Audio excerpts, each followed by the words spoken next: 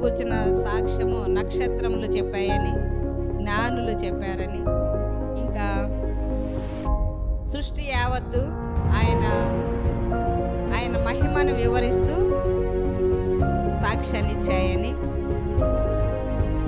గొర్రెల కాపరులు మరి వెళ్ళి యేసయ్యను దర్శించి ఆయన నిజ రక్షకుడు, లోకరక్షకుడు అని